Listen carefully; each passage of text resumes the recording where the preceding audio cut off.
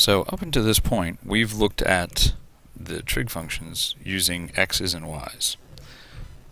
And what that means is that for any given location, we've defined say the sine, for example, so any given location xy, as the y value divided by the distance from the origin to that point.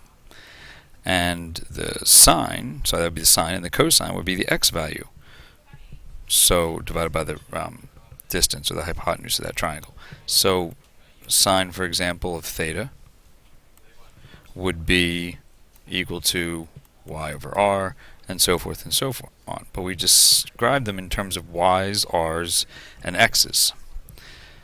Well, what we're going to do now is we're going to note that this is really just a right triangle, and that we can form right triangles anywhere, even if the angle is something like down here, and here's my x and y, that I still have a triangle, a right triangle, that is formed, and that I don't have to look at it in terms of x and y. I can ignore the coordinate system and just look at it in terms of the pieces of this right triangle.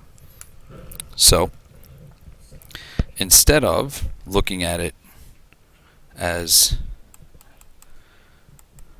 xy and r, we say let's just pull that whole triangle off the coordinate system. And what are the parts of a triangle? Well, the role of r is just a hypotenuse, so we can call that h. Alright, well, for now let's write it out. So now, here's the interesting part, is that when we go to define these things not using x's and y's, the first step is we have to figure out what angle we're talking about. In other words, if this is theta, if this is where I'm defining everything, then I have to imagine that you're standing here inside of some strange triangular room. And if you were standing in this corner, how would you describe this wall? Well, you would say it was the wall opposite you.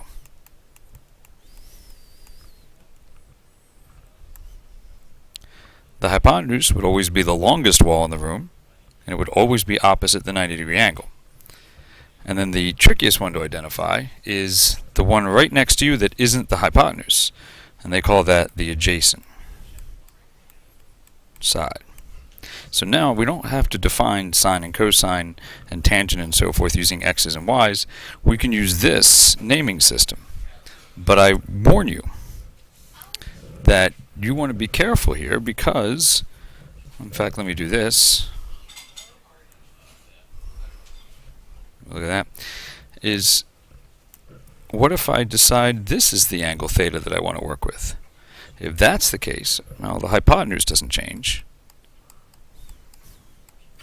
But if you're standing here, this side is the opposite side, and this side would be your adjacent. So these terms adjacent and opposite are in reference to a specific angle. So if one of the two non-right angles. So you have to kind of know where you're standing first before you start referring to things as opposite and adjacent, because the opposite for one is the adjacent for the other. If you do that, then the trig functions can be defined. So let's work with the blue triangle here. We'll get rid of this so that it doesn't confuse the issue. So if these are our sides, well, that means that the sine of theta, remember this is theta, what we used to call y is really, if you're talking about this angle, is now the opposite over what used to be r is now the hypotenuse. Cosine becomes adjacent over hypotenuse.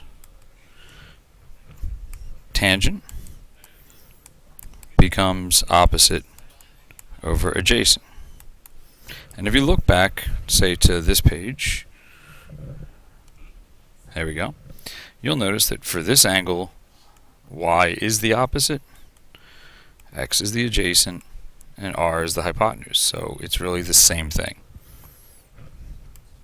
Of course, then you just flip them upside down to find the others. So for example, Cosecant of theta would be hypotenuse over opposite. Secant of theta will be hypotenuse over adjacent. And cotangent of theta would be adjacent over opposite. So let's try to use these. Well, before we do, actually, let's do this first. So this is a good time to point out, if you remember back here, whoops, that's not what I wanted. If you remember back here, that we were talking about how if you choose this angle up in here as your theta, that the role of opposite and adjacent becomes switched. Well, that leads us to an interesting point. So if I look at, let's see, if I make this red angle here theta, and we'll make this one, we'll call it theta 1.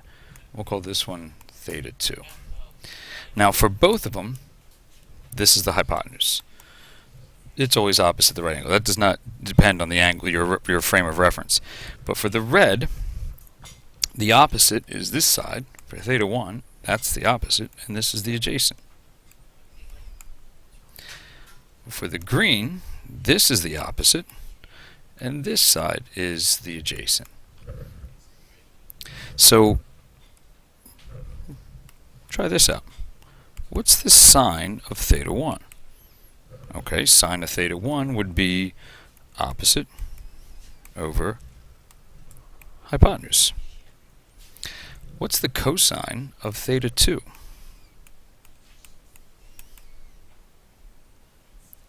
It would be its adjacent over the hypotenuse. But what do you notice? It's just a difference in naming. It's the same side. If this side had a length of 5, this would be 5 and this would be 5, because the adjacent for the green is the opposite for the red. So what this says, these values would be identical. The sine of the red angle would be the same as the sine of the green angle. And that's because the red and the green angle are complements.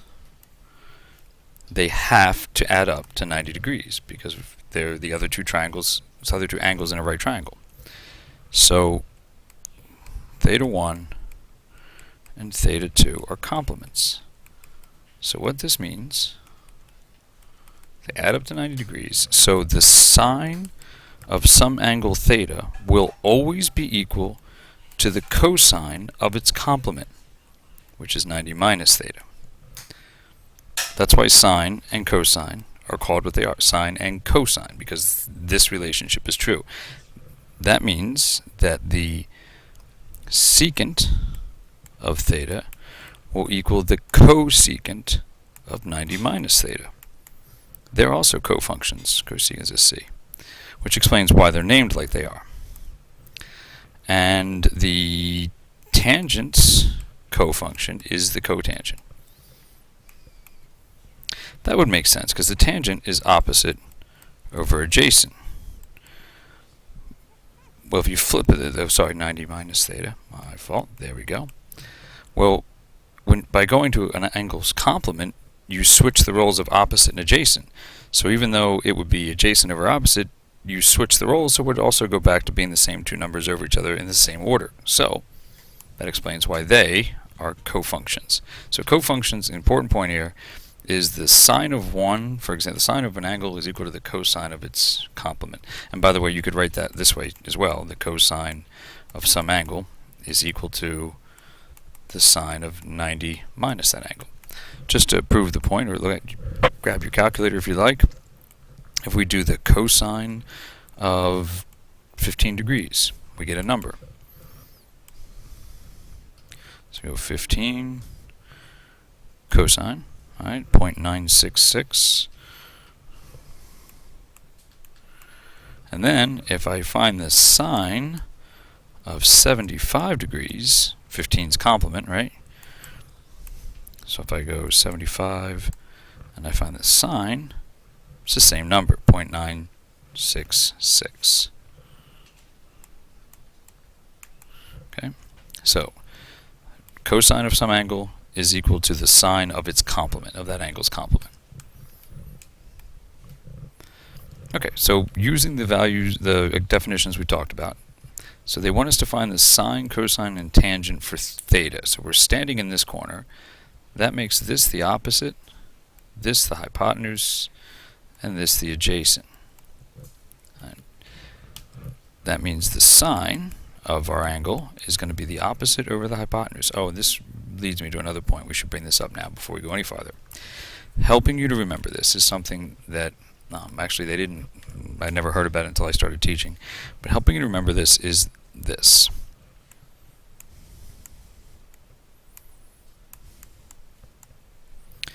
Sohcahtoa. It's an acronym for a mnemonic device for sine is opposite over hypotenuse. Cosine is adjacent over hypotenuse. And tangent is opposite over adjacent. So if you can remember Sohcahtoa, people would find that useful to help remember which one's which. So we'll move that off to the side. So I know that the sine of theta is going to be the opposite over the hypotenuse, which is going to be 8 over 17. Cosine of theta is going to be adjacent over hypotenuse, which is going to be 15 over 17. And the tangent is going to be the opposite over the adjacent, which is going to give me 8 over 15. So exact same thing here, except we're going to use letters instead of numbers. So the sine of theta here is going to be u over v. The cosine is going to be t over v. And the tangent is going to be u over t. Opposite over adjacent. Okay, so first thing we want to point out here is if you have a right triangle, let's draw it a different way. So boom, boom, boom. So we have a right triangle. I deliberately put the right angle in a different place. A naming system, the labeling system that is used and is expected that you would know is this. If we call this side, this angle A, and large angle, the other angle B, we use capitals. That the right angle is always capital C. So big C always means the 90-degree angle. The other two are kind of arbitrarily decided, A and B. The sides are then named, well, here's angle A, side A, little a, is opposite that. So that would make this little b, and this, the hypotenuse, is always c. And this, by the way, is where Pythagorean, the a squared plus b squared equals c squared. It's this labeling system that's based off of. So, keeping that in mind, they've told us that we have little a is 5. And they give us little side b is 12.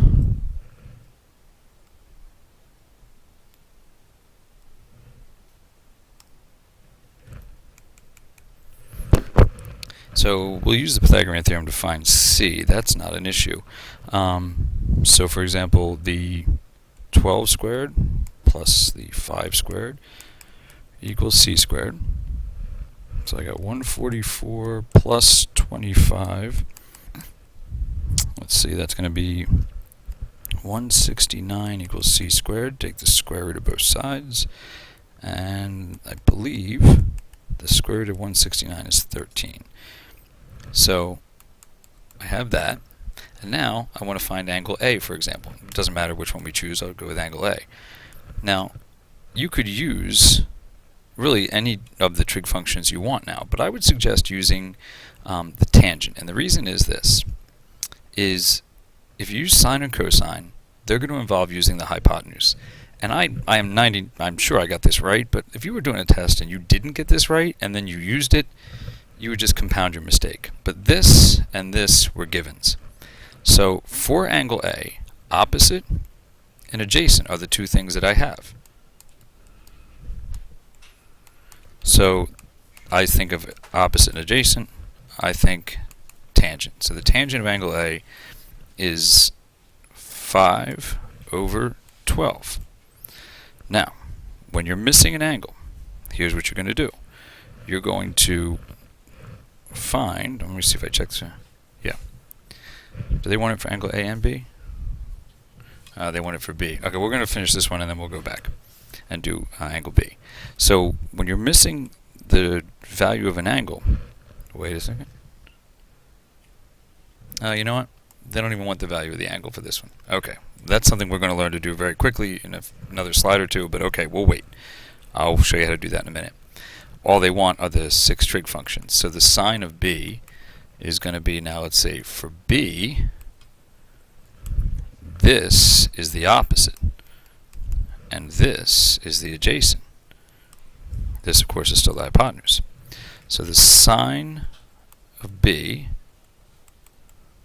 is going to be 12 over 13. The cosine of B is going to be 5 over 13. Tangent of B is going to be 12 over 5. And then flip them all upside down. Cosecant of B is 13 over 12. Secant of B is 13 over 5. And the cotangent of B is 5 over 12. There we go.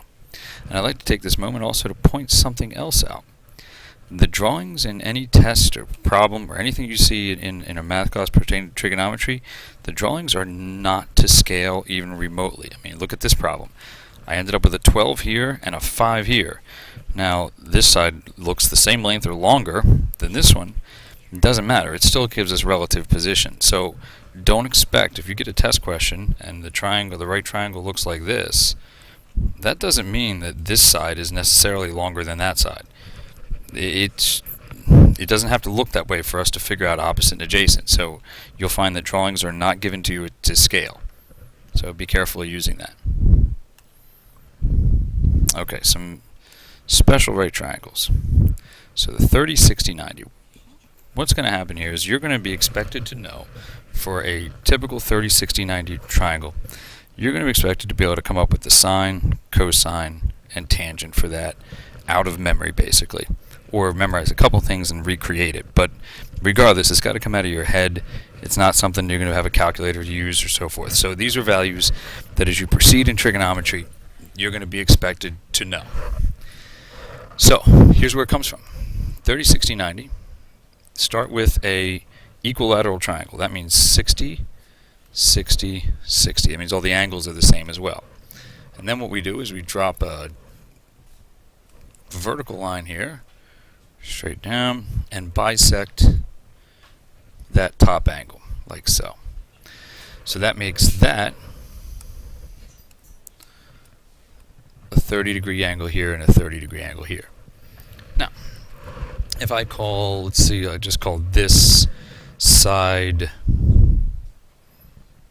X, then that makes every side X, right? But that makes in particular this side right here, from here to here, since this drops straight down and cut it in half, that makes this half of X. If that's the case, then what's the length of this side? Well, we can go to the Pythagorean Theorem. This is the hypotenuse. This is one of the legs. So we would have x over 2, which is another way of writing half x squared, plus, I'll call this question mark. No, we'll call it an actual variable. We'll call it m. M squared equals x squared. So I go ahead and solve for m. That's going to give me x squared minus x over 2 squared equals m squared. And that's going to give me x squared minus x squared over 4. The square root of all that is going to be m. Let's pick this up over here, shall we? Now, x squared, that's going to be 4x squared over 4 minus x squared over 4. little common denominator there. And when I subtract, I get 3x squared over 4. Now I can take the square root of the 4, though. So that really is this, and I can take the square root of x squared. That's just x. So I end up with x times the square root of 3 over 2. So this would be take x and multiply by the square root of 3 over 2. So, before we get into the sines and cosines and tangents, I would like to point something out. I'm going to go to the next slide and do it. That means that no matter what you have in terms of a anytime you have a 30, 60, 90 triangle,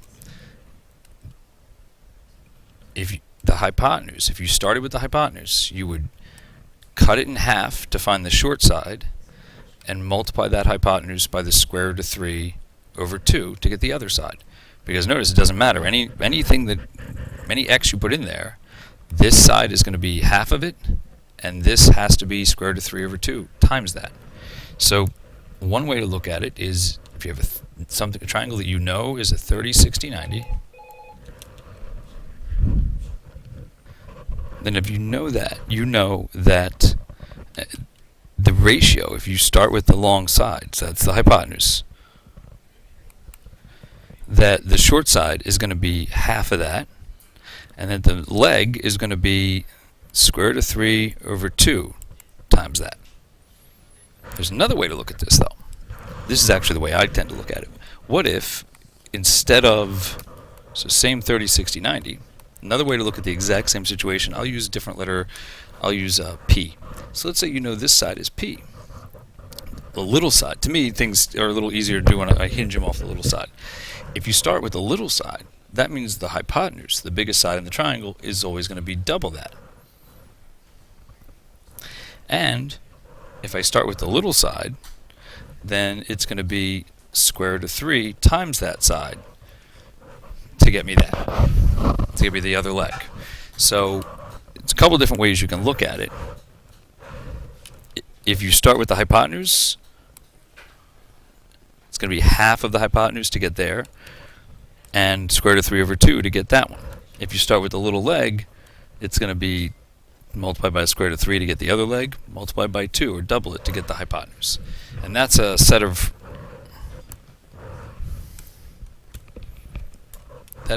ratios, or a way of looking at it that's going to be helpful for you. So now we can go ahead and make the sine, cosine, and tangent. Well, for a 30-degree angle, so for the 30-degree angle up here, for the 30-degree angle up here, it would be opposite over hypotenuse. So the opposite would be x over 2 divided by the hypotenuse, which is just x. That'll come out to be a half. So the sine of a 30-degree angle is a half. The cosine of that angle is going to be square root of 3 over 2 times x. So x times the square root of 3 over 2 divided by x, which is just square root of 3 over 2. So the cosine is that. Now, here's it. Remember, the cosine, so this is the cosine right here of a 30-degree angle. This is cosine of 30 degrees. Well, what does the sine of a 60-degree angle have to be? Remember, cosine of an angle is equal to the sine of its complement, and 30 and 60 are complements. So, the sine of a 60-degree angle is also square root of 3 over 2. And the cosine of a 60-degree angle has to be a half. Tangents, now tangent is going to be opposite, which is, let's see, so this is going to be the opposite of the 30-degree angle, which will be a half x divided by the adjacent, x times the square root of 3 over 2.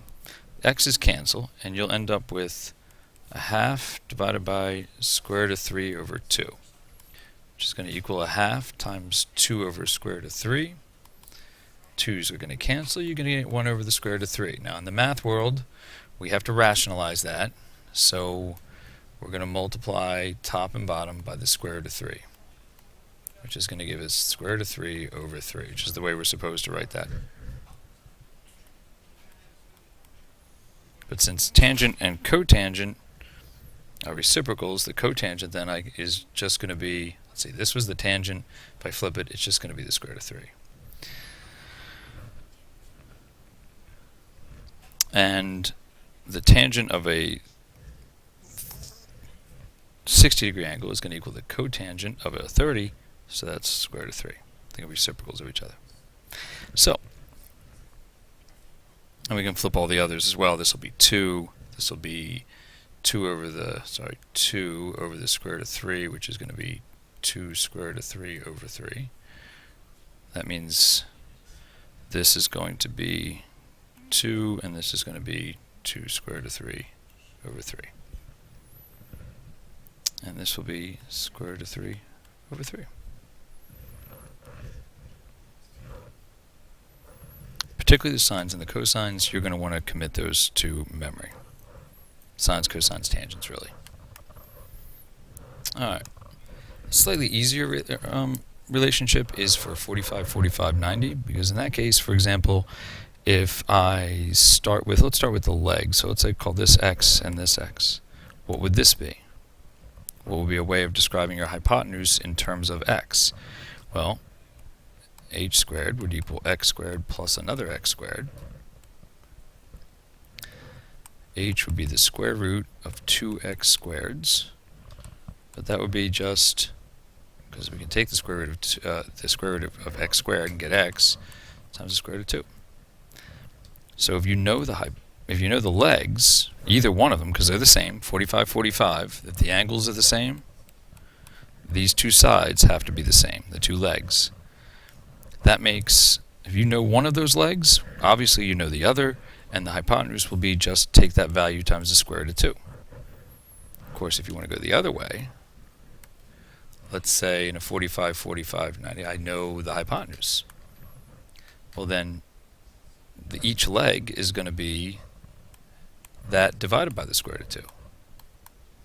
Now, in math, we can't have a square root at the bottom, so another way of saying that is it would be the hypotenuse times the square root of 2 over 2.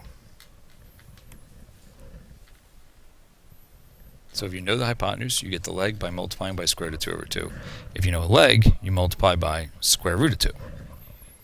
And we go through this. If you go and find the sine, cosine, and so forth, you'll realize that the sine and cosine have the same value, which would make sense because the angles are the same. And the tangent is going to be 1, because tangent of this angle, for example, would be opposite over adjacent, but they are the same, so x over x is just 1. Cosecant is going to be square root of 2, secant square root of 2, and the cotangent, well, 1 over 1 is just 1. So in a 45, 45, 90, you really have, once again, two ways to look at it. If you know a leg, so if you're given a leg, well, you automatically know the other leg is the same, and the hypotenuse is going to be equal to that leg times the square root of 2. If you're given the hypotenuse, each leg is going to be the hypotenuse times the square root of 2 over 2.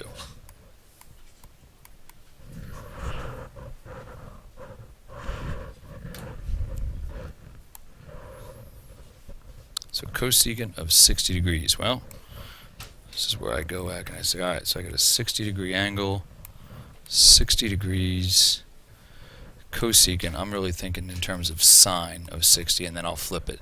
So for a 60-degree angle, this is the little side, so I would call that, here's the easiest way to do it. I call that half, call this 1, makes this square root of 3 over 2. So I go, the sine of a 60 degree would be opposite over hypotenuse. So the sine of 60 would be square root of 3 over 2 over 1, which is just square root of 3 over 2. There's a big advantage to making the hypotenuse 1. That makes the cosecant of 60 degrees equal to 2 over the square root of 3. Of course, I'd have to take that and multiply it by square root of 3 top and bottom to get 2 square root of 3 over 3.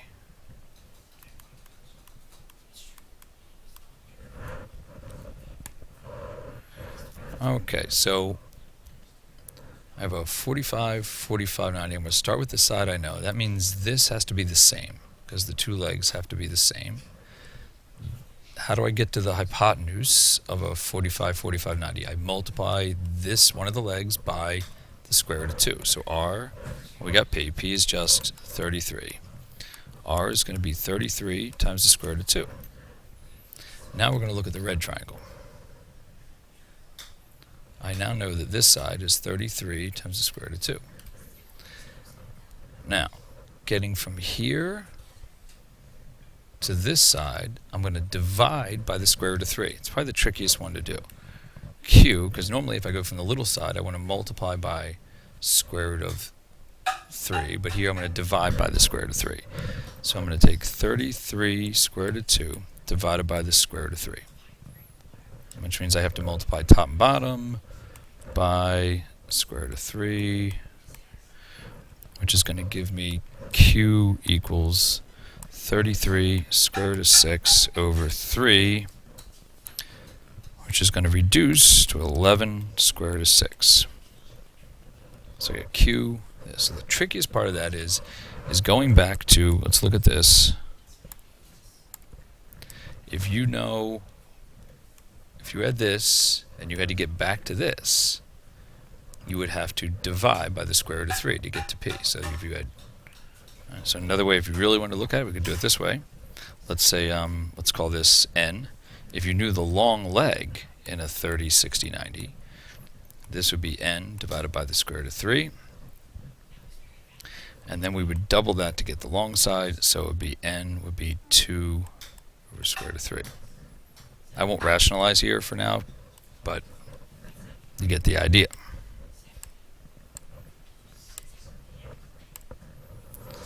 Reference angles. So earlier we were talking about, you pick an angle out here, point out there, and you draw this, and we'd say this was the angle, and it is. But if we want to build a triangle, we're really looking at this right here. And so the angle we'd really be concerned with is this angle here, and that's called the reference angle. The reference angle is always the angle formed between the ray, what they call the terminal side, and the closest part of the x-axis. I can't stress it enough. It is the angle between the terminal side and the x-axis, not the y. So for example, this is not your reference angle. It's always to the x-axis. So if I drew this angle, the reference angle, so the actual angle might be this, would definitely be that, but the reference angle would be from here to here. This would be your reference angle.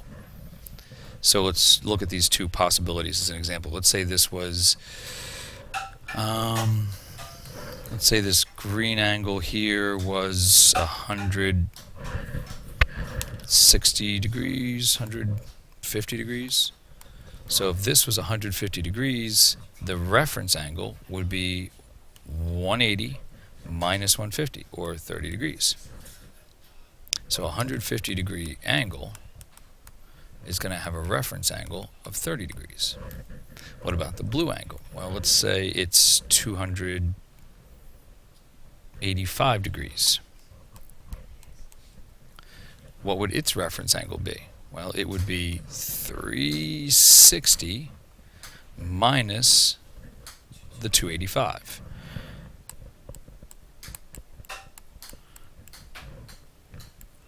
It's going to be 5 from 15 is going to be 7. It's going to be a 75 degree angle. So our reference angle in that case is a 75 degree angle.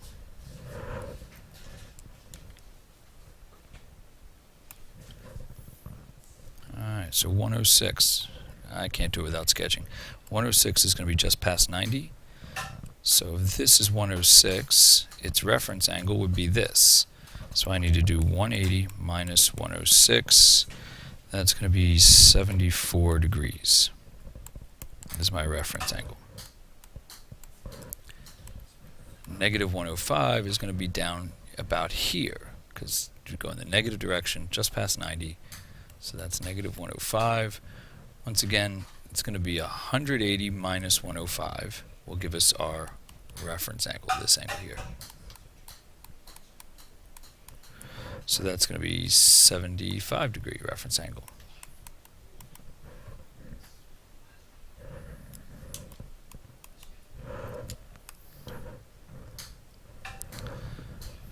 So 225, you're like, what? Well, if you find a 225 degree angle, you realize that this 225 degrees is actually, if you sketch it accurately, it's right here, and is actually got a reference angle of 45 degrees. So it makes a 45, 45, 90. Notice, you see lots of square roots of 2? That's a good sign that this is a 45 degree angle somehow, reference angle in this case. So notice the sine and cosine are both negative down there in the third quadrant. Tangent is going to be positive because they're going to have the same x and y value, and even though they're both negative, they're going to divide out and make a positive 1. Cotangent's also going to be 1 then. And the secant is going to be negative square root of 2.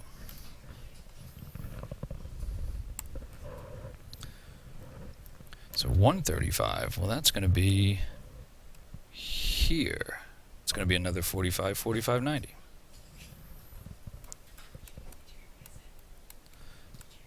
Alright, so and the quickest way to do this is for the trig functions is if I make the hypotenuse 1, that means this is going to be 1 times the square root of 2 over 2, which is just square root of 2 over 2. Likewise here. Sine of 135, oh no, we got to be careful though. The y is positive, but the x should be negative. So the sine is still going to be positive. It's going to be square root of 2 over 2. The cosine of 135 will be negative square root of 2 over 2. Tangent of 135 is going to be negative 1. And then we would flip them all upside down. So the cosecant of 135 is square root of 2. The secant of 135 is negative square root of 2. And the cotangent of 135 is negative 1. So we do this on a calculator. The first thing I'm going to do is turn 48 minutes into a decimal. So that's going to be 31 plus 48 over 60. So 48 divided by 60. So that's 31.8. So it's really the secant of a 31.8 degree angle. Alright, but secant, there's no secant button on my calculator, but there is a cosine button. So if I find the cosine of that angle, then all I have to do is flip it upside down, take its reciprocal to find this. So let's do that. So I have 31.8. Take the cosine. So that's going to be a cosine of roughly 0.85. And then to get the secant, I'm going to take the reciprocal of that, which is going to be, on this one, it's going to be 1 over x, right above the equal sign. Boom. And that's going to make that 1.177, we'll say. So I just did 1 over 0.85 is how I got that value. So I'm going to use my calculator to find an angle given the sine. So we're going to use what's known as the inverse, in this case, the inverse sine. Here, let me do this. Pull this.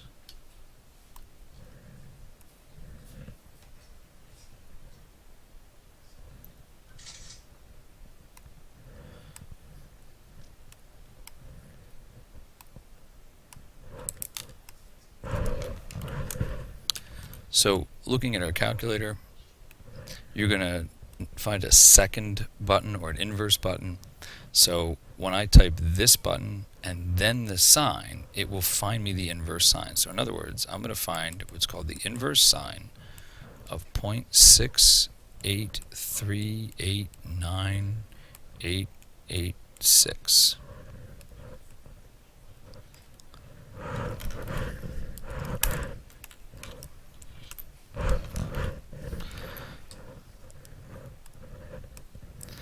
So we'll do that. Pull up the actual calculator and add a picture of it.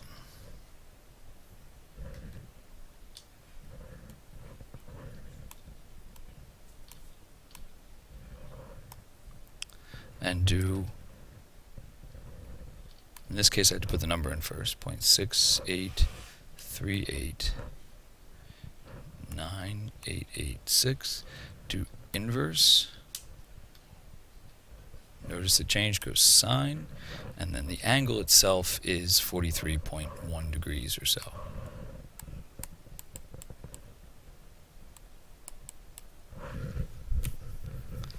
So when you're missing an angle, you're going to use the second sine or second cosine, depending on what trig function you're using.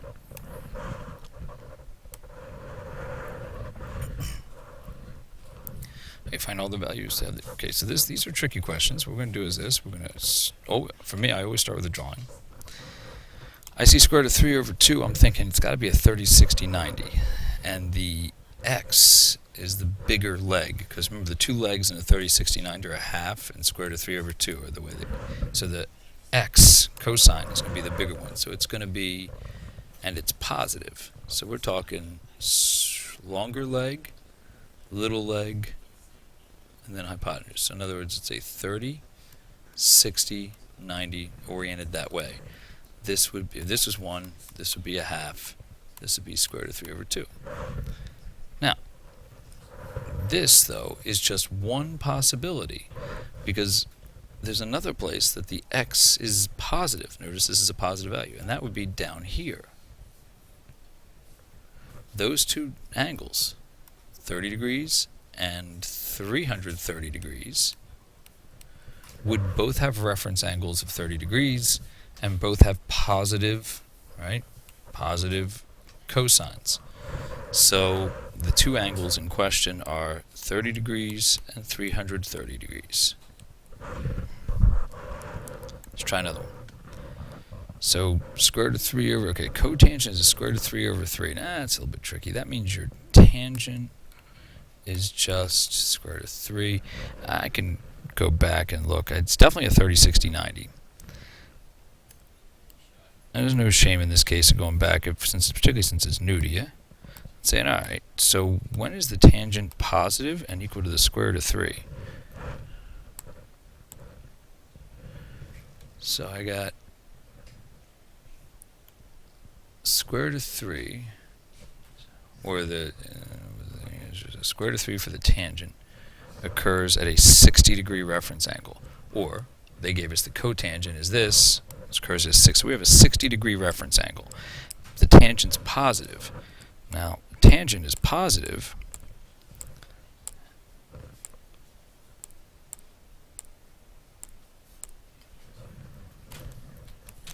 In this quadrant and in this quadrant, the first and the third. Because here, the x and the y would both be positive, and that would be a positive value. Here it would be, they'd both be negative, so it'd still come out positive. And it's a 60 degree reference angle, so it would be down this way, like so.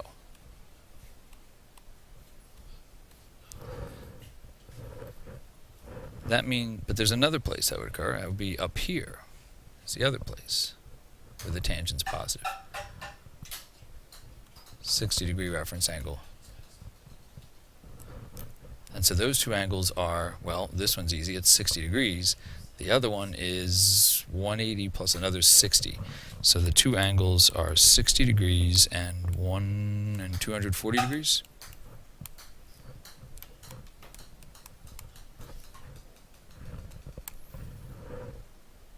Okay, we'll pick up this one in the next.